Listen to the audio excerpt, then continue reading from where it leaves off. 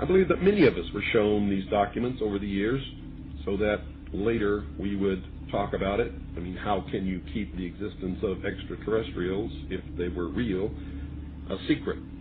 And how could anyone keep quiet knowing that they had seen documentation, official government documents labeled top secret, that expressed that these extraterrestrials were real and had visited this earth? I wanted to know just how true all of this was, and I began a program of research to find out if extraterrestrials were real. What I discovered was amazing. What I discovered, ladies and gentlemen, is that there has been a plan in existence to create an artificial extraterrestrial threat to this earth in order to create a one-world totalitarian socialist government.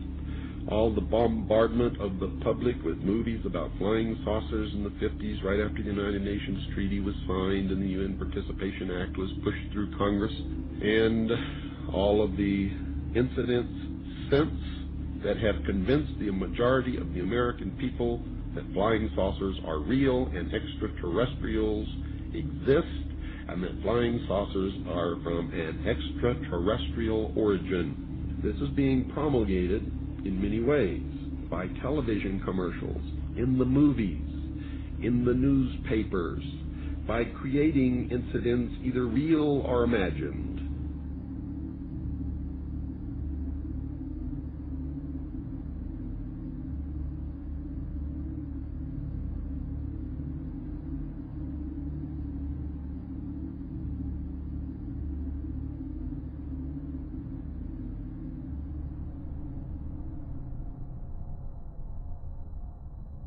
I mean, how can a nuts and bolts spacecraft, you know, two objects that are supposed to be made of metallic steel, fly into each other at thousands of kilometres an hour, become one object and then fly off in another direction? He says the UFOs do not seem to exist as tangible, manufactured objects. They do not conform to the natural laws of our environment. They seem to be nothing more than transmogrifications tailoring themselves to our abilities to understand. The thousands of contacts with the entities indicate that they are liars and put-on artists. The UFO manifestations seem to be, by and large, merely minor variations of the old-age demonological phenomenon.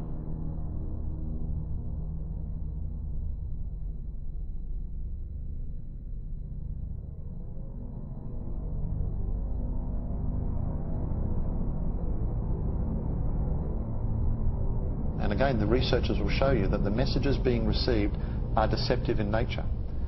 They will tell you things like, well, you know, we've come from Venus or Mars in the 60s. That was the messages. Well, we now know that's impossible. Now they say they come from Sirius or Orion or Zeta Reticuli or somewhere far off, where we can't test those claims. And that's the problem.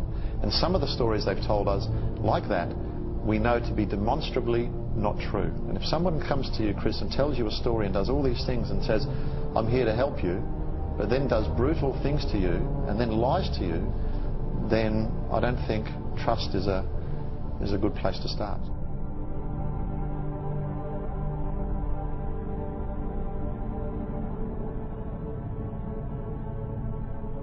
There is no evidence, I wish to emphasize, that these life forms from elsewhere are hostile towards us.